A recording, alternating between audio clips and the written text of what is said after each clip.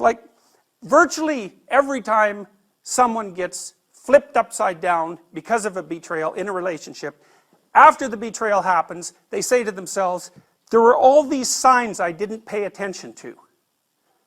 So, and maybe the first sign is, who knows, your partner starts to flirt a bit more when you go out on a social occasion. And not a lot more, just a bit more. And you decide, because maybe you're timid, that's okay. You're not going to do anything about it. But it's interesting that it happens. It grabs your attention. And it means something. But what you decide is, it's not worth paying attention to. And so maybe the next 8 times that you go out, the same thing happens, but it happens at a somewhat accelerated rate. And then maybe the person starts to go out without you.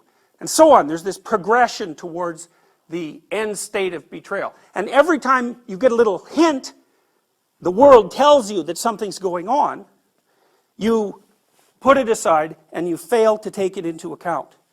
Well,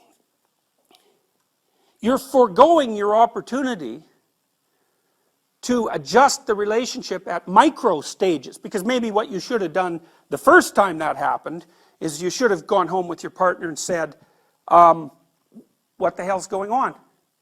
Like, this is what was happening. Why are you doing that? Here's how you should have behaved. And of course, that's going to be a fight. There's absolutely no doubt about it. But it might be a micro fight instead of a the relationship is over fight. And in order to keep a relationship healthy, it needs to be retooled at micro levels constantly. And the same is the case with your own character.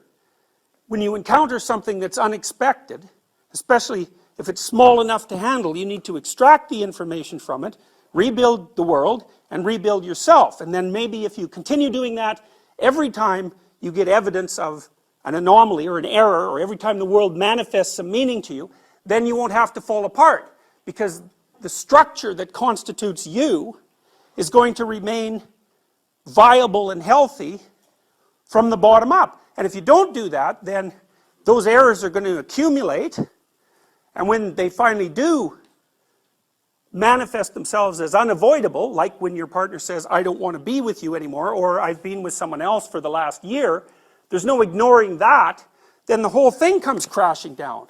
You're no longer in a relationship, you're no longer in a good relationship, and then all the other things become questionable.